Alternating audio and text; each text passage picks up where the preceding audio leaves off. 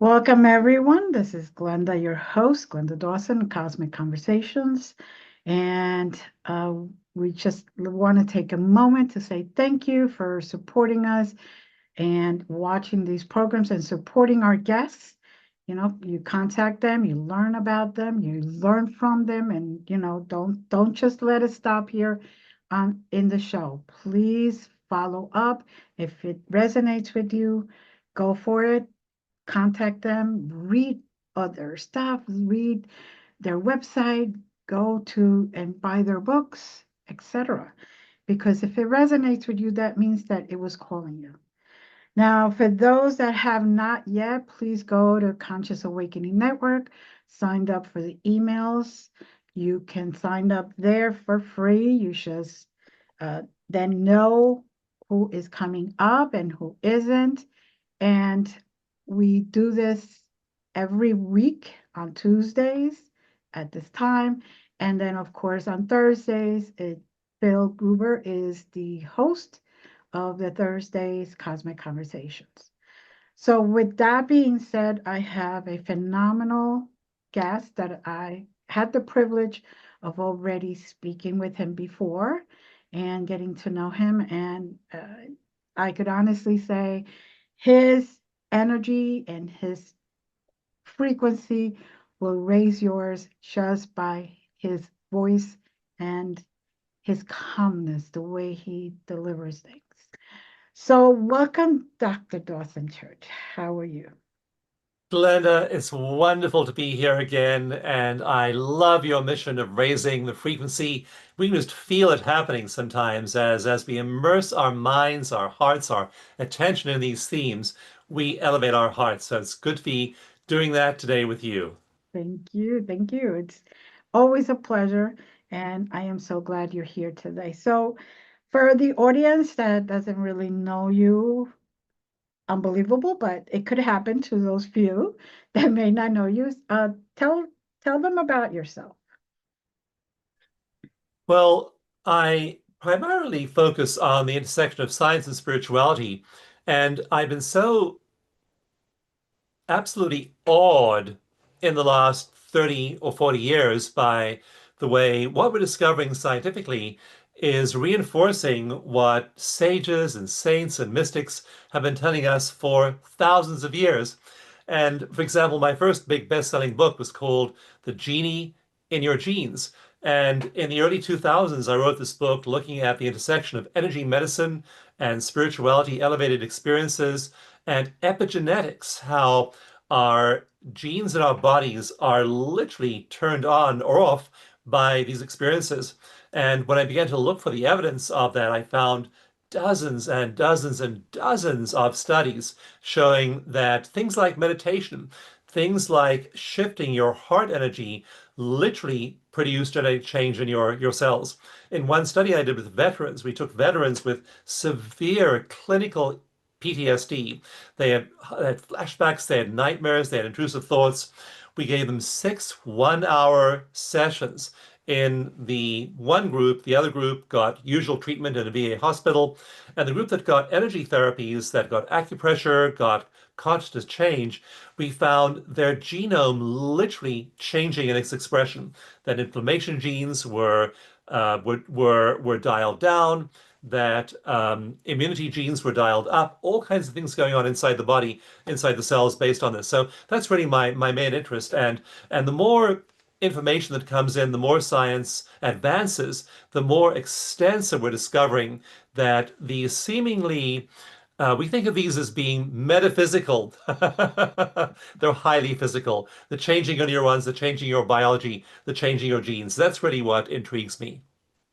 Wonderful. And it's great that you have been able to tie in science into it because it helps people who are only scientifically show me the proof, show me the proof. It's right there. So you talked about your first book. Tell us what other stuff you have written. Uh, Yeah, so I wrote that book, The Genie in Your Genes, the first edition of it, many, many years ago. Mhm. And then I did a lot of other publishing and research. I've been involved in about 100 clinical trials over the last 30 years. And we looked at all kinds of uh, other sorts of afflictions like anxiety, like depression, like physical pain. One of the Mhm. most interesting ones, though, is immunity. And we find that autoimmune diseases, psoriasis, fibromyalgia, lupus, many other autoimmune diseases are affected dramatically by these kinds of shifts in consciousness and shifts in energy. So I wrote a book, best-selling book called Mind to Matter, about the way in which, as our minds change, we literally create different realities inside our bodies and around them. I wrote a book after a series of tragedies in my life. I had a lot of things happen at one point almost 10 years ago now. My wife and I were trapped in a wildfire and we lost all of our possessions. We lost our house. 5,000 houses in our town were burned that night in about 2 hours. It was just a huge dislocation. And a lot of our neighbors died. It was just a horrendous time. And it happened very, very quickly. You know, with the fire, there's no time to think about it too hard. You're just basically Right. running for your life. And that's what we Right. were doing. And in the aftermath of the fire, I meditated, I was doing energy therapies and all these things to help myself recover and help my community recover. And so I wrote a book about what happens when you are the person you have to apply your therapies to. Yeah, yeah, that's I, one of those times where, yeah, I think you take the interviewed me walk, around do the that time walk. too. And Yeah, it's really powerful to apply all right. these things to yourself and realize they really work. And then I became intrigued by this whole phenomenon of our consciousness and how when we think about consciousness, we think first of all of human consciousness. I'm conscious, you're conscious, conscious. We're having a conscious conversation right now. Everyone listening, everyone watching, they're sharing in this conscious experience. And so we know what ordinary human consciousness is. But when you meditate, after a while, you find your consciousness lifting, your vibration going much, much higher. And after a while, your immediate sense of individual consciousness begins to dissolve into oneness with all of consciousness. And we can see the science that shows us that all of these great laws of physics, electromagnetism, gravity, the nuclear force, all of these things are affected by consciousness. And Mhm. so I've been writing about in my newest book called Spiritual Intelligence is how our individual consciousness can interface with that great universal consciousness.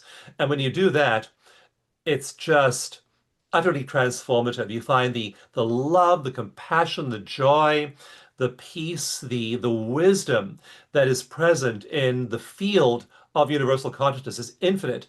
And when you are meditating daily and you're raising your level of spiritual intelligence, you find that all of that is then flowing into you and then through you, and your whole life and the world around you starts to change. So that's my most recent book, looking at the especially the neurology of this, how there are structures in our brains that are literally physical receptors for that universal consciousness and allow us to connect with that. There are structures. We have a network that governs attention, one that governs compassion, and these networks get highly active when we're in those states of spiritual intelligence. So I'm writing about this.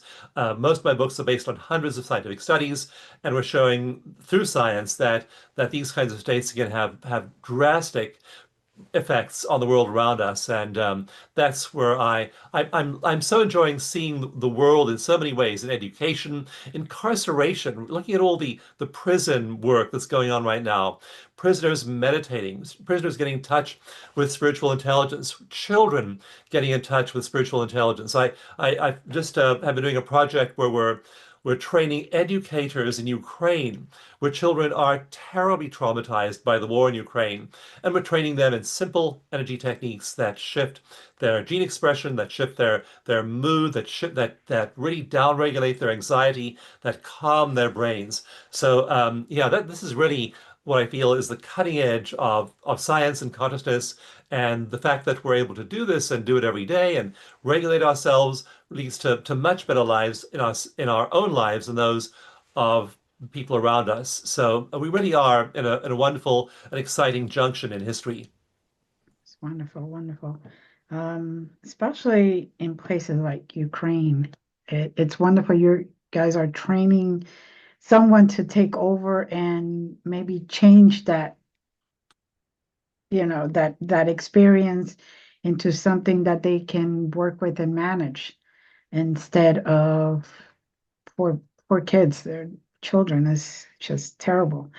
Now, is there any one way to meditate to bring that same type of results? It's very interesting what science says about meditation, and it shows that it is a spectrum and that um, certain kinds of meditation are highly effective in what they do to the brain. And there have been a number of studies published in the last few years of Alzheimer's patients, and those are incredibly interesting. Alzheimer's is a degenerative disease, neurodegenerative disease. And so what happens is that in the brains of Alzheimer's patients, there are all these tangles, there are these plaques, like heavy, gooey tar asphalt that kind of wraps itself around neurons, impedes the flow of neural information. And so somebody starts to have symptoms of Alzheimer's, starts to show signs of cognitive decline, and it usually gets worse and worse and worse and worse. After a while, they're forgetting where their car keys are. After a while, they're forgetting what their spouse's name is. And after a while, their kidneys forget how to excrete and their stomach forgets how to digest and they die. So it's a long, slow, painful, difficult, very, very difficult death and an incredibly difficult experience for the people around them. The average Alzheimer's caregiver, if you're a caregiver for someone with dementia or Alzheimer's, it actually shortens the lifespan of those caregivers by about 4 years. It's Mm, incredibly hard on the community, on the people around them. So, Alzheimer's is one of those diseases that's been studied a lot to try and find a so-called cure. And in one amazing set of studies, the researchers began to track the level of cognitive decline and the level of neural degeneration of these Alzheimer's patients. And one group got a placebo, the other group learned to meditate, but they were given highly specific meditative instructions, not just any old random meditation. And the meditation instructions they were given had to do with shifting how you feel in your body. And it turns out in research that those meditations that have a big impact on the physical body, that engage physical sensation, are highly effective.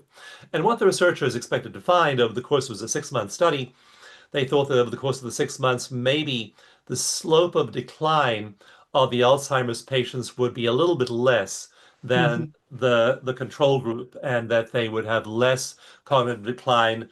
The brains in chapter 2 of my book, Spiritual Intelligence, I have a photograph from a morgue of an Alzheimer's brain next to a normal brain. So somebody who died at 65, somebody who had Alzheimer's who died at 65, the Alzheimer's brain is 70% smaller. 70. They've lost that much brain tissue. And so these researchers are saying, well, wouldn't it track the degeneration of these Alzheimer's brains? And in the meditation group, the brains stopped shrinking and began to grow again. So mm, certain kinds of meditation are incredibly effective. And I cover those in Spiritual Intelligence. And there are two messages here. One is that the kind of meditation you do is going to be dependent on various facets of your personality, your background, your lifestyle. So, my wife, for example, loves moving meditation. She sits and meditates with me in the morning, but she goes to yoga and she really finds yoga and movement put her in a meditative space. Some right. people need qigong, they need tai chi, they need some sort of movement dance. Ecstatic dance is a form of meditation. They need to move their bodies. Other people benefit sitting still, but there are also commonalities that you want to look for. And the big commonality is it has to have a physical component. So in 2009, with a bunch of other researchers, I developed a method called eco meditation. We put it up there free on the web. It's all physical interventions, and it's incredibly effective. In one randomized controlled trial, we found that it produced measurable change in the brain in 30 days. In just a month, people's brains began to change. So, yeah, there are some effective techniques. They have to do with developing compassion. They have to do with being in your body. They have to do with breathing, but they have to do with really being here. The kind of meditation that I learned when I was 15 years old, where you sit there on a cushion and you space out, is not having that same effect. So, yeah, there are more and less effective forms of meditation. And very interesting. That's magnificent on the growth of the brain, regrowth for Alzheimer's patients. It may not be the cure per se, but it's definitely a good indication that we can rewire us, our physical self. So, Yeah, don't wait till you have Alzheimer's. Don't wait till you are 60 and noticing cognitive decline, or 70 or 80 or right. 90.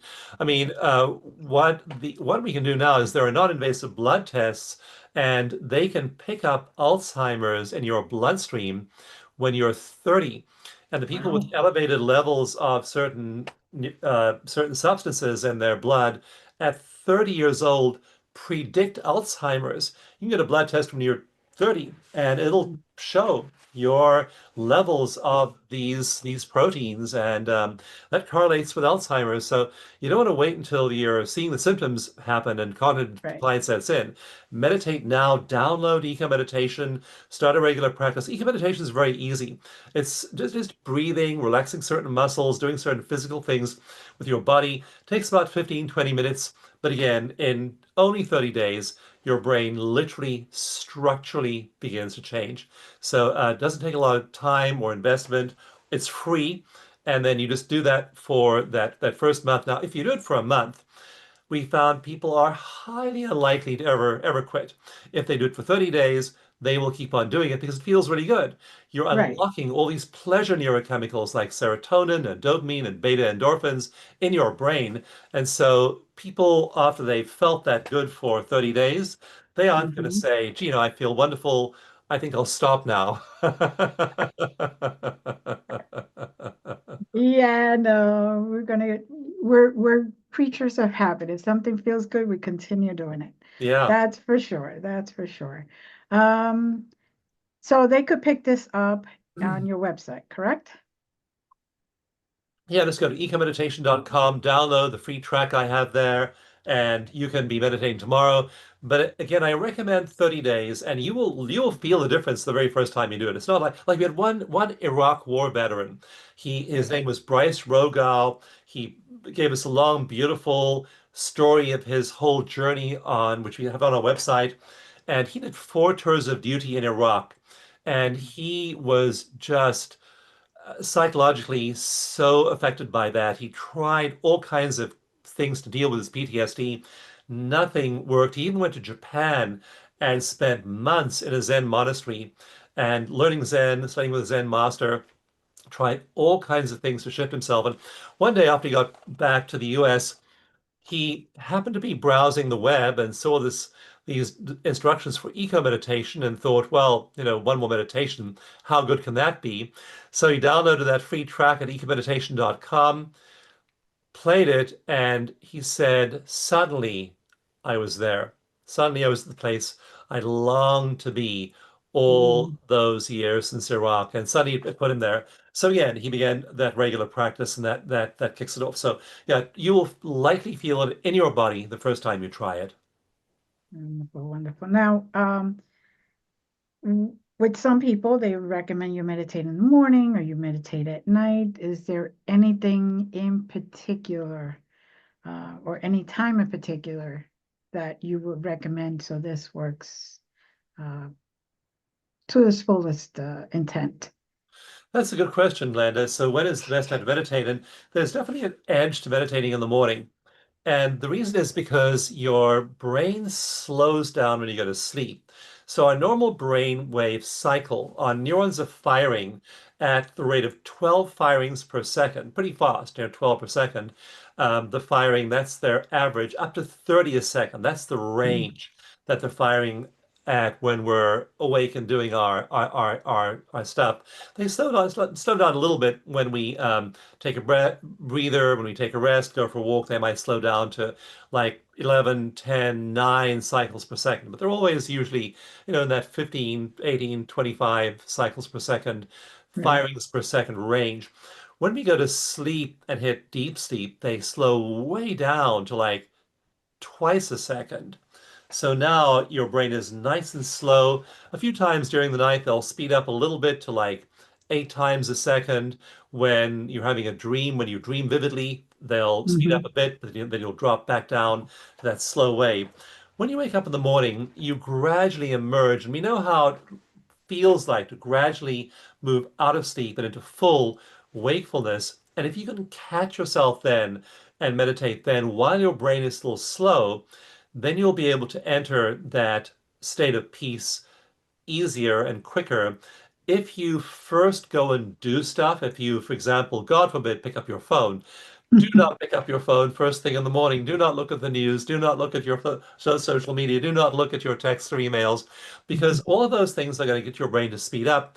And then, sure, you can go and meditate after that, but now your brain's up at that 15, 25 firings a second range. It's much harder to drop back down into that 4, 5, 6 cycle range. If you wake up, just awakening, and you're still in that slow, dozy space, go meditate. Then you can drop back down and get deeper quicker. So you want to meditate early in the morning. The Sufis used to say that the gods descend from heaven every morning at 4 a.m. with their arms full of gifts for humankind, and they go back to heaven at 6 a.m. with their arms still full of gifts because no one's bothered No, waking it up and meditating to receive them. Don't be like that. Wake up in the morning, get up early, and then meditate. You'll find right. your life shifts very, very rapidly. I know, I know. It's very hard to get up at 4 o'clock in the morning though. To Yeah, fine. meditate. Okay, I'll settle for 6. Well, see, the problem is I am literally a night owl. I could stay up all night, but once I actually fall asleep, it's the getting up in the morning that's really hard for me, no matter what time it is. So I could get up at 11 o'clock in the morning. I could get up at 4, but that waking up moment, but that's just it's always been me. That's always been me. Now I see a question, if you don't mind answering a Sure. question here. Um, okay, so Ashley, is there any research with adding meditation as a tool to help a child with autism? Yeah, so there is a lot of research on um, using tapping for autism. In fact, I just recently finished a big scientific project, and we looked at all the research on using tapping. That's EFT, emotional freedom Mhm. techniques, where you tap on acupuncture points. Right. Really effective for regulating your energy very, very quickly. That's what we use as part of eco meditation. It's what we use with veterans with PTSD, changes their gene expression. We found 44 studies showing that this really works effectively for children, gifted children, incarcerated children, children in private schools, in public schools, in developing countries, in northern countries, different parts of the world. Amazing how much research there is showing it works for children. None of those was for children with autism particularly, but there are stories in my book, the EFT Manual, about people, parents whose children were diagnosed as being autistic and learned to tap with them. Now, autism is on a spectrum. There's everything from mild symptomatic autism to severe autism. There are people who don't speak Right. with severe autism. So there are, though, a number of case histories of people, parents whose children have been diagnosed, and then they learn to tap, they balance their energies, and then their symptoms disappear or become a lot less. I've never been diagnosed, but I have all the characteristics of autism myself, and I'm highly functional. But when I look back at my history, I used to be highly dyslexic. I could not tell my left from my right at 25 years old. I mean, really severely dyslexic, and had all the characteristics of autism. And I just gradually they all disappeared. It's just amazing what happens when you are using tapping, meditation, consciousness change. We Mhm. have no idea how radically consciousness changes our bodies. If you look at the way people age when they begin tapping, when they begin meditating, like you see, there's one beautiful YouTube video you can find of a Tai Chi master who's been doing Tai Chi and meditating for his whole life. He's Mhm. 114 years old at the time this video was made.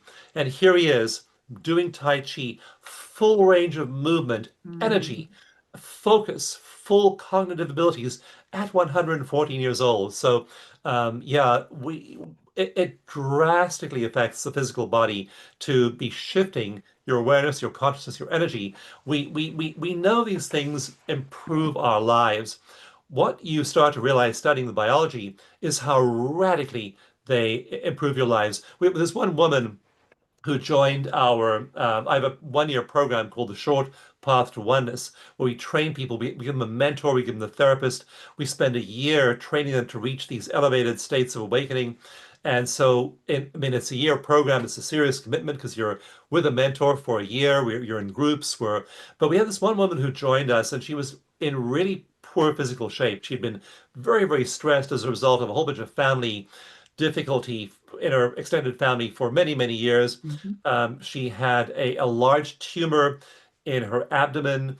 Her Mhm. heart was so clogged, she was down to 20% of normal blood flow in her heart. So again, only 1/5 of normal blood flow getting through her heart, and then this huge tumor in her abdomen. And she began to meditate, she began to tap, began to do all these things. 3 months later, the tumor was gone. Her heart rate, her heart uh, blood flow was back up to 100%. Mhm. So again, by all means, see your doctor. Use modern medicine, Right. but meditate, tap, use energy healing. All of these things can have dramatic effects on your physical health. Yes. Oh, I know. I use Qigong almost every day. Yeah, And it just, it help. I could actually feel the energy, like when it gets tabbed or clogged somewhere because of I picked up somebody else's low yeah. vibrations, and I feel it move out because I'm able to just physically and energetically move all that around. And if So you don't, that gets lodged in your body and then can later show up as symptoms. yes, yes. Well, I have been diagnosed with lupus and fibro, and I've been able to keep them asleep with all these other stuff that I do. And yes, I do the walk, not just do the talk, as they say. So you have intensely uh, studied meditation and tapping and all that. Now, what made you go into that field? Because you don't hear a lot of scientists. It's usually brain type of thing, but not the energy stuff or the energy work also. So what directed you towards that? Yeah, I came to it late in life. I was in book publishing most of my life. I ran publishing companies or consulted with publishing companies, book publishing companies. So I was very much in that field. I was not in the field of science. I was in the field of getting the word out about alternative medicine and natural healing. And when I began to dabble in the science a little bit, I was in my 40s before I really got into that. I was absolutely amazed by what I found. The first thing I did was I did one small pilot study with a colleague at Marshall University Medical School, which has a VA hospital next door to it. And so we Hmm. did this little pilot study. We found that people were shifting. these PTSD symptoms, like flashbacks and nightmares, intrusive thoughts that come, they just come back from, this is like right after the war in Afghanistan began in Mm. whatever it was, 2002. And we were working with these veterans and finding that they were getting better in just 2 or 3 sessions, just very, very quick shifts. And I thought this stuff needs to be out there in a big way. That's not going to happen unless we have a big research program to back it up. So I began to raise money. I began to find people in academic institutions that could do the research and put together these research groups to do it. And I became more and more into it. I'd also been meditating myself every day for a few years at that point. And I learned to meditate when I was a teenager, but it, it, again, those early meditations I did were following the usual instructions. Sit on the couch, sit on the stool, on the cushion, clear your mind, watch your thoughts, follow your breath. It didn't work for me at all. And it works well for hardly anybody. All you do, you try and do that, it doesn't, you get distracted, your mind fills up with thoughts, you feel like a failure. So I I was a spotty practitioner of meditation, didn't do it very much. But when I began to meditate every day, which I began to do in 2000, suddenly things began to shift with even with a really bad practice. I later realized that if you used scientific methods to meditate, which I then put together in this new form called eco meditation, that you could get much quicker results. And so when I saw the results of the first batch of studies we were doing with veterans, with people with fibromyalgia, with people with high anxiety, with people in physical pain, like physical pain, tapping. When we have people tap, in the first session they do it, their pain goes down by an average of 66%. Two-thirds drop in physical pain just tapping for a little while. That is Mm. blow away fantastic. I looked at those results and I began to do more and more and more research. I had a long research career that spanned about 25 years. And then I'm kind of tapering that off right now. I'm a research advisor to a lot of studies, but I don't do a lot of primary research.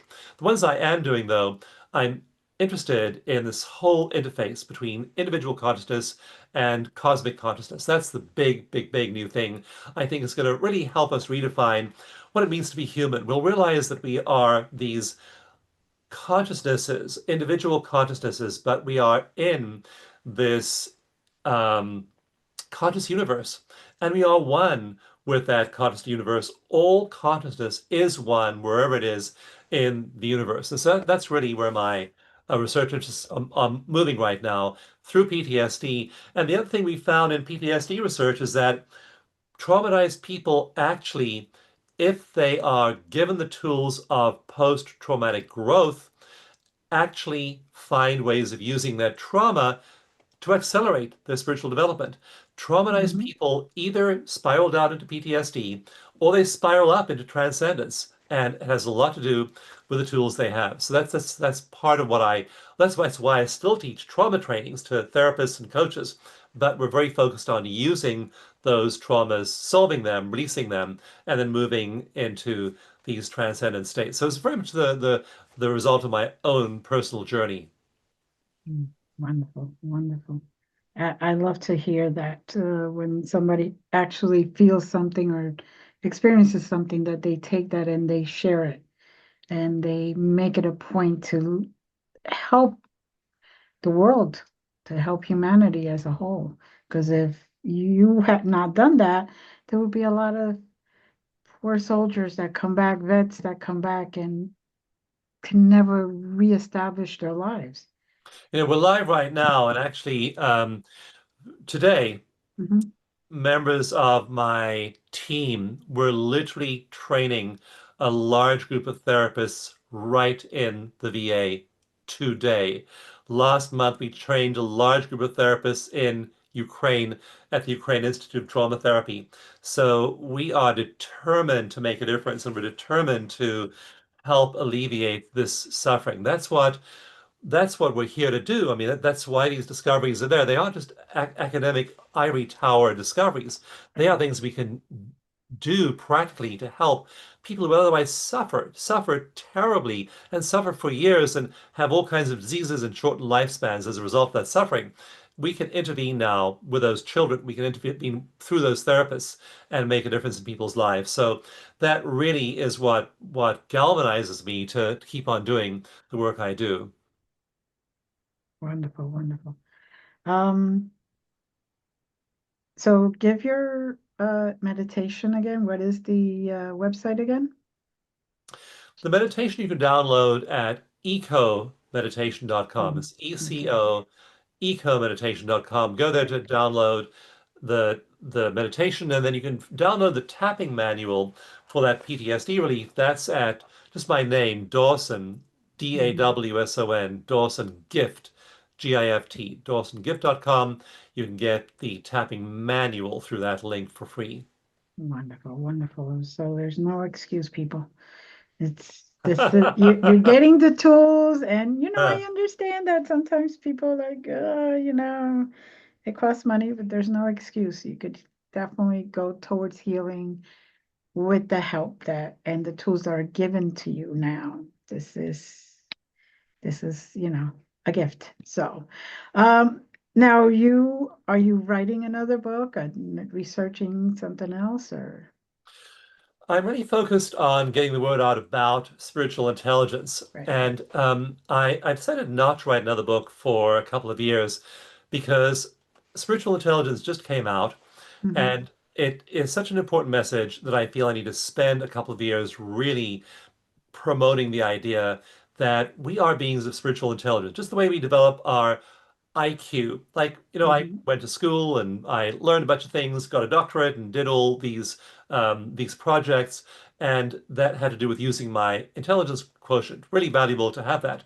But if I was just doing that with no heart, then I'd be ahead, a walking head, and I need to be in my heart and my body as well. That's EQ. That's emotional Hmm. intelligence. We need emotional intelligence. When I'm like, after we get done today, I'll be going and connecting with my wife. She's been painting. She's a painter. We've been painting all day, preparing for a show, and she will not want to know about the newest scientific discovery that's going on right now. She'll want a heart connection. So I have to not be in my head with my wife. I have Hmm. to be in my heart with my wife. That's EQ.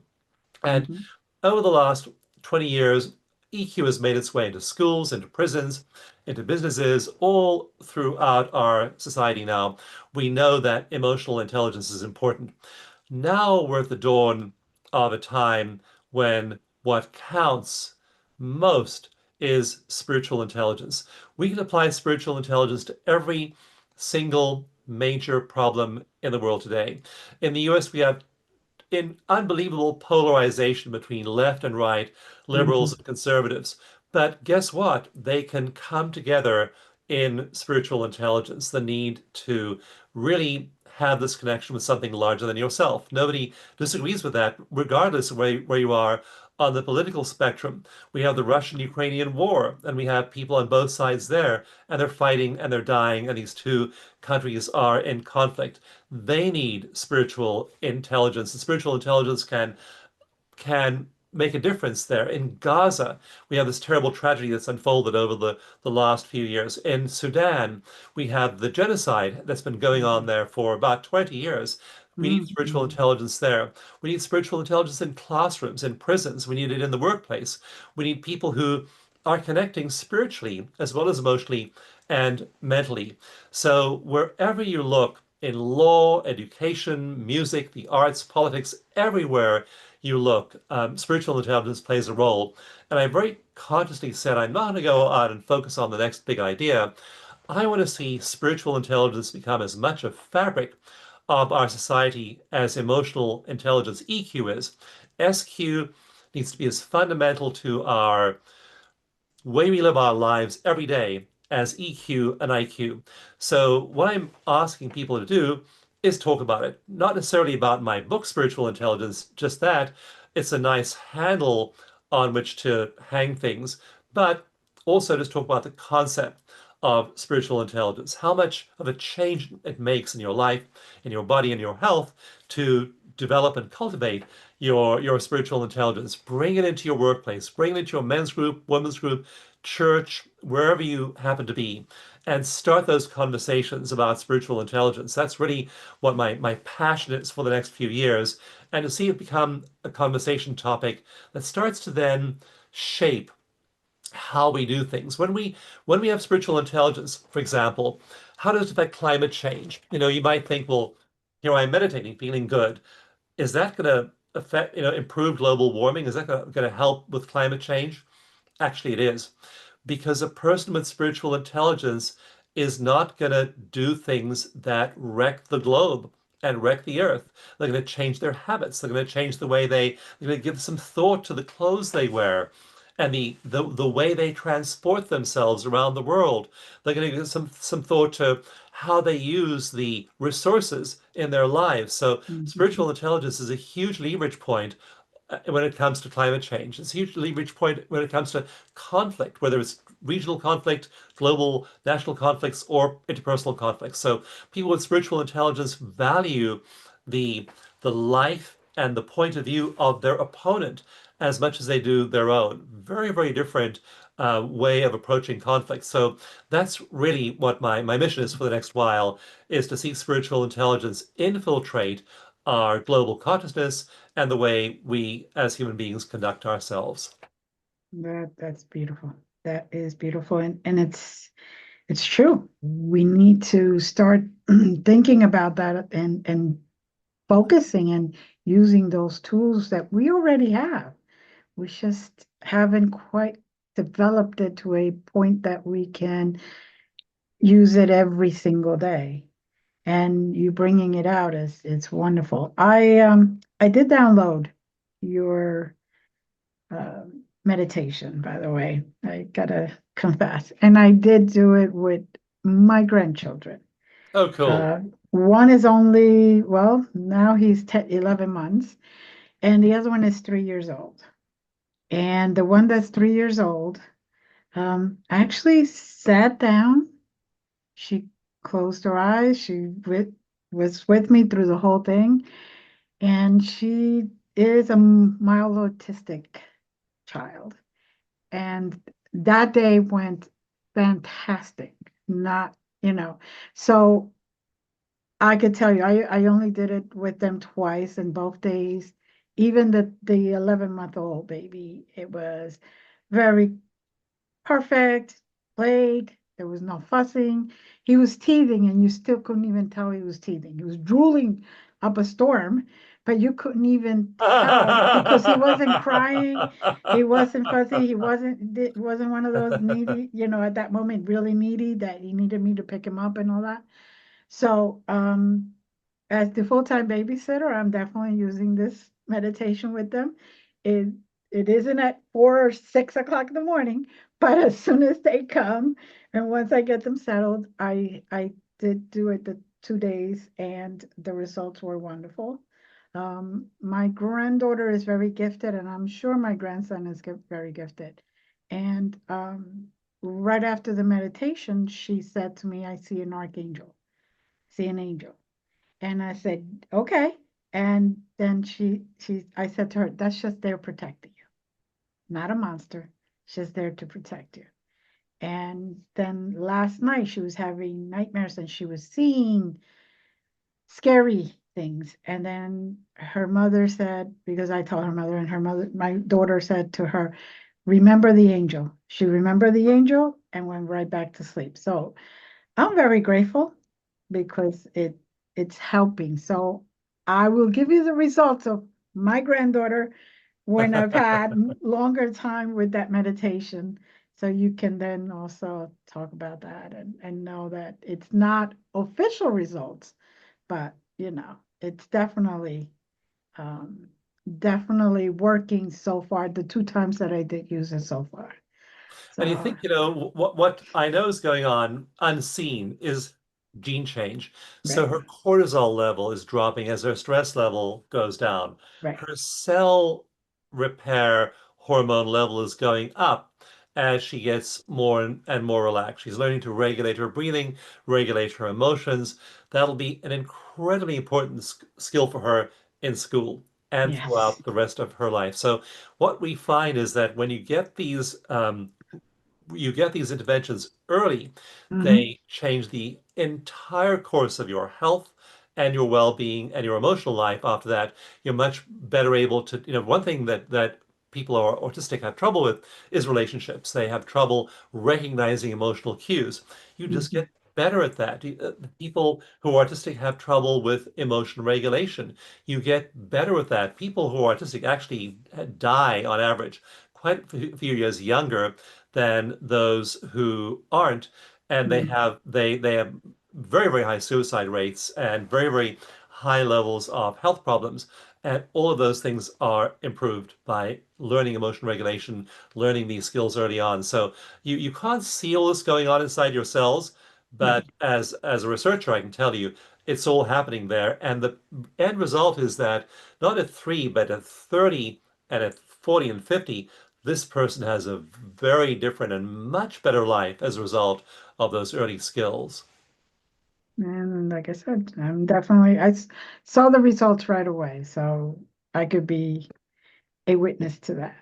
Now, Susie, you have a question.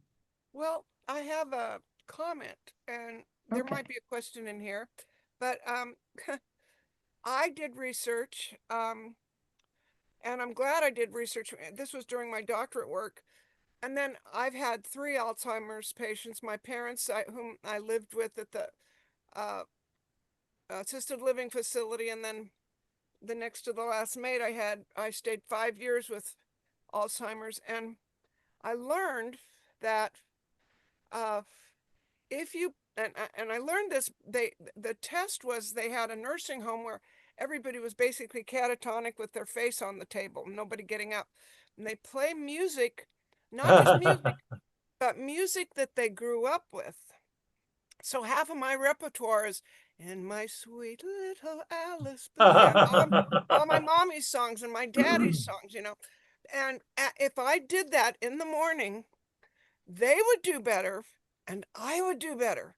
I mean, that Mm, was a lot with two of them. And then Wally was like, but you play the music. It was different music for Wally. You find out what they liked when they were teenagers growing up.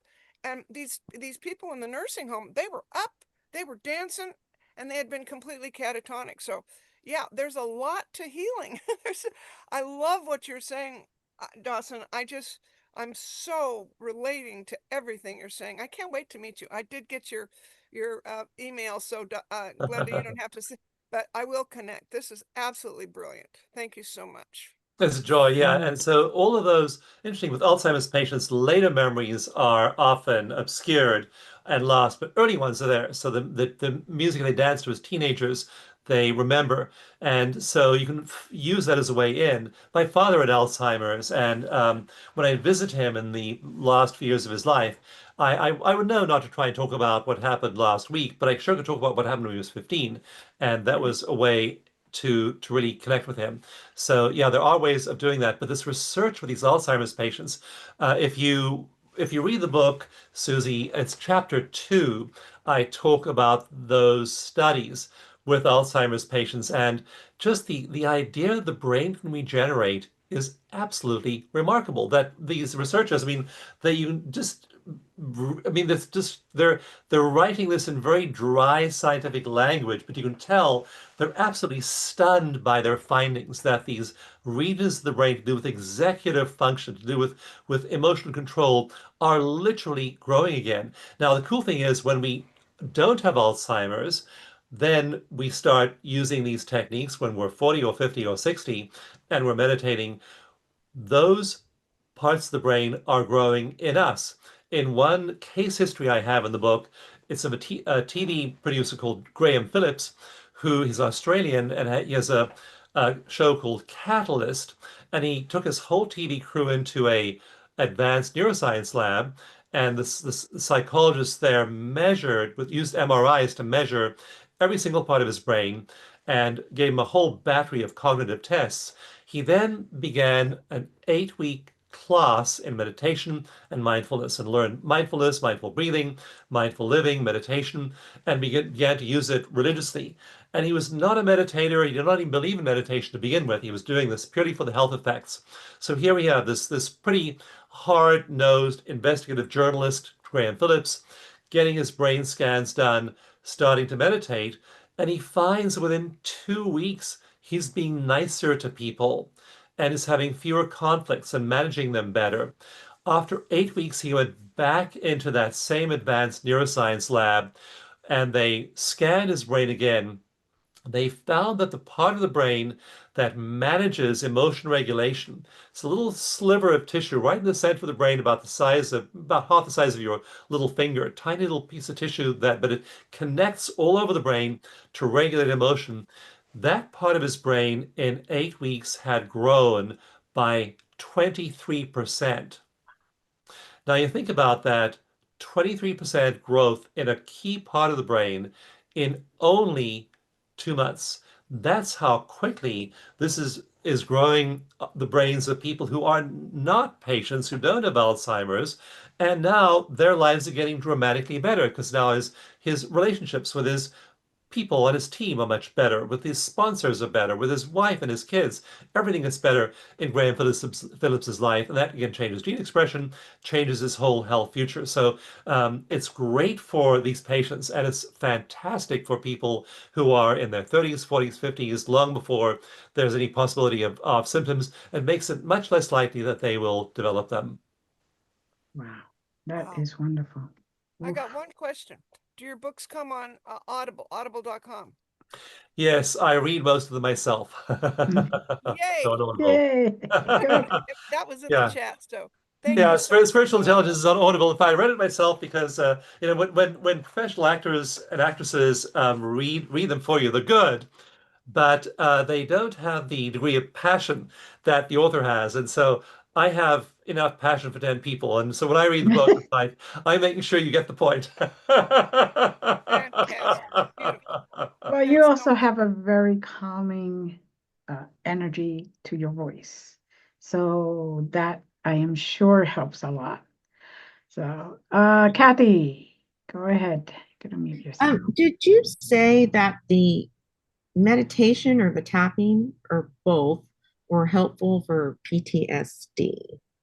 So tapping is phenomenally helpful for PTSD. There are many, many clinical trials. We've done them right in VA hospitals. We've done them from people getting back from combat, a lot of combat studies of people with PTSD, people trapped in natural disasters. So yeah, EFT tapping is incredibly effective for PTSD. Symptoms drop by over 60% in an average of 6 1-hour sessions. So it's now taught in the VA. It's endorsed by like Kaiser Permanente had us develop the journal for the Kaiser healthcare system had us develop clinical guidelines for treating people with PTSD. So yeah, it's used. It was used in very very terrible kinds of events like the Rwandan genocide. We had volunteer teams going into Rwanda starting 5 years after the genocide and tapping with some of the orphans and orphanages whose parents had been killed in the genocide. And Mm, some of the stories that came out of that were just amazing. You know, kids who'd been had not got a single night's sleep. They'd be waking up with nightmares and night terrors and sweats after the genocide, and now they were able to tap and get through the night. They were able to reconcile with the terrible tragedy of losing their parents. It's just amazing to see how effective it is for treating PTSD. Yeah, I've mm, had that for years and I've done a lot of different things. And I've done tapping following someone, not so great myself. And meditation, the same thing. I'm better with guided meditation than Yes. myself. So is the echo meditation guided It's or? guided. Yeah, yeah. I guide some of the tracks. We have other people doing recordings for some of the other tracks as well. And there are hundreds of tracks available online. Like when you get spiritual intelligence, at the end of each chapter of the book, there is a section called deepening practices because each chapter I want you to actually be developing spiritual intelligence every chapter step by step. So there are free meditations there, there are eco meditation tracks there. You just go to the website and you can download those tracks onto your phone. They're all free and then you get those as well as the book itself. So yeah, that's all part of the book. Okay, thank you very much. And also, I Oh, wanted to say, my granddaughter's 5 and she's a bit on the spectrum. And now she's very intelligent, but she's also now very articulate. I knew she would catch up, but for the first couple of years, for at least 2 years now in preschool, they were already teaching the children the different faces to help them with the emotional intelligence so that they could express how they were feeling. mhm. And so I just wanted to say that some places and hopefully all of them are, helping to do that. But Great. thank you. Yeah, it's great that schools are really helping children learn. Like you can learn emotional intelligence. I mean, some of Right. it's innate. My wife is inherently emotionally intelligent, doesn't need any training. I needed quite a bit. So so I married someone who trained me. There you go. There you go, right? Yeah, I needed a It, little more tools when I had that child. it's the Thank yin you. and the yang, right? The yin and Yeah, the yang. yeah. So I do want to say to you that my cancer hospital has now started a program on tapping for that, well, breast cancer in particular. They teach you how to tap and what to say and what to do, which is very interesting as part of the aftercare. Uh, and the groups that you join, you stay there forever. You don't just do it for a year or whatever. You could stay there for as long as you need the extra support. So it's very interesting that hopefully the hospitals will also catch up and start doing that early enough so veterans, for example, when they come back and they have their first episode, when they go into the hospital for emergency, for whatever the reason may be, they can obtain the help that they need right there. Yeah, and VA hospitals do theoretically offer all of these wonderful advanced therapies to veterans. And again, I mean, even veterans have been on medication for a long time. The Oklahoma City VA hospital, for example, the Mhm. nurse will tap with a veteran, work with a psychiatrist. They'll gradually help the veteran reduce the dosage safely of the medication as the effects of the tapping increase, and the two will work together. The collaboration between the two of them will result eventually in the veteran getting off of those medications with all of their side effects. It's great. It's in hospitals. Cancer patients, there's a new book out called EFT for Cancer. It's Mhm. available on Amazon, and it's just fantastic. And so many cancer patients are now using tapping for cancer, tapping for cancer pain, tapping for, like for example, one nurse told me the patients that I have who are tapping, they tolerate radiation and chemotherapy much better, and they need much shorter courses of it, and some of them are able to not use it at all, so they get better. So there are all these stories in that book, EFT for Mhm. Cancer. It's wonderful to see these what we think of as alternate therapies, but I mean Right. they are therapies, powerful therapies, all by themselves, making their way into these very, very difficult situations, like that VA hospital with those patients with PTSD, or those cancer patients. So there are a lot of resources there, and again, you can use it yourself, play around with it, use it to the max, and then do go and get a trained practitioner if you have, say, for example, complex PTSD or Mhm. a say an autoimmune condition that isn't budging with your own self-tapping. Self-tapping is going to work in most cases for many, many things, but if you're dealing with, say, a persistent life issue or behavioral pattern, go get, like, even after the fire. I mean, my wife and I, we needed therapy. We needed Mhm. tapping with a therapist and an energy worker because we could not shake the traumatic images from our Mhm. brains of Right. things going up in flames. And it was a very noisy night as well. There were all these propane tanks exploding and Mm. car gas tanks. It was not like being in a war. So we needed tapping and we needed therapy both to help us through that. Mm. Wonderful, wonderful. I'm so happy that you were able to react fast enough to get out of the situation and, and safely and rebuild and kind of manage your experiences. So, is there anything that you have not covered that you want to share with our audience? I want to just, Glenda, mention that what science gives you, and if you read Spiritual Intelligence, you'll see this, um, is just how radically these kinds of approaches change your life and change your body. And when people like me in the field of epigenetics or neuroscience look at the research and see, like for example, every 12 seconds, as neurons fire, a new synaptic connection wires. 12 seconds. You meditate for 12 seconds. That process of firing and wiring begins. Your body begins to change really, really quickly. Graham Phillips, 23% increase in his emotion regulation circuit in 2 months. So your body is changing, your life starts changing.